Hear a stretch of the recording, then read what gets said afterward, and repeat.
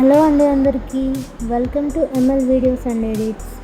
మా ఇంట్లో ఎప్పుడు చేసిన సింపుల్గా ఉండే చికెన్ కర్రీ చాలా టేస్టీగా ఉంటుంది. నేను ఎలా చేస్తానో చూసేయండి. ముందుగా స్టవ్ వెలిగించి బాండీ పెట్టి ఆయిల్ పోయాలి. ఆయిల్ హీట్ అయ్యాక 1 టేబుల్ స్పూన్ ఆవాలు ఉద్దిపప్పు వేసుకోవాలి. 1 టేబుల్ స్పూన్ జీలకర్ర వేసుకోవాలి.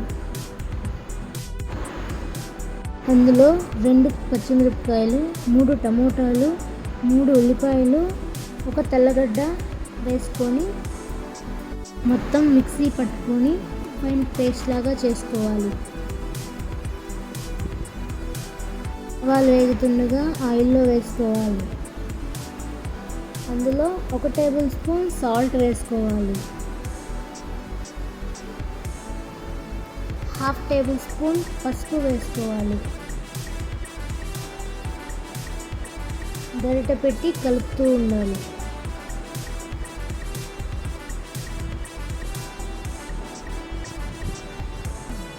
కాస్త ఆయిల్ పైకి తేలేలాక వేయించుకున్నాక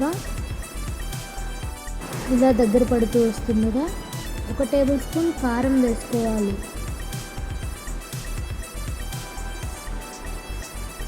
1 టేబుల్ స్పూన్ ధనియాల పొడి వేసుకోవాలి. 1/2 టేబుల్ స్పూన్ గరం మసాలా వేసుకోవాలి.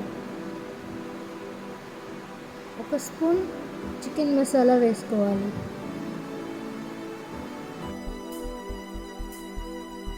ఒక కేజీ చికెన్ని శుభ్రంగా క్లీన్ చేసి కడుక్కొని సాల్ట్ వేసి నానబెట్టుకున్నానండి. చికెన్ వేసుకోవాలి. 2 రెమ్మల కరివేపాకుని అందులో వేసుకోవాలి.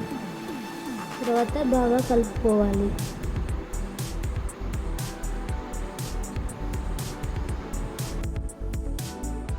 ఒక 5 మినిట్స్ మూత పెట్టుకొని ఉడికించుకోవాలి. కొంచెం ఉడికిన తర్వాత తగినన్ని వాటర్ పోసుకోవాలి. ఒకసారి కలుపుకొని హై ఫ్లేమ్లో పెట్టి చికెన్ ఉడికే వరకు ఉడికించుకోవాలి. తర్వాత కాస్త మూత పెట్టి ఉడికించుకోవాలి. బాగా ఉడుకుతున్నప్పుడు తగినంత కొత్తిమీర వేసుకోవాలి.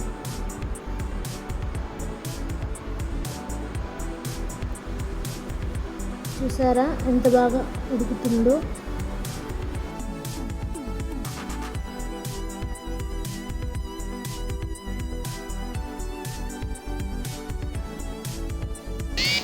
ఖచ్చితంగా ట్రై చేసి చూడండి.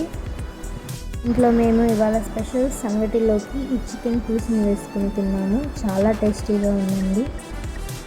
మీరు ట్రై చేయండి. టేస్ట్ ఎలా వచ్చిందో మాకు ఖచ్చితంగా కామెంట్ చేయండి. Thank you.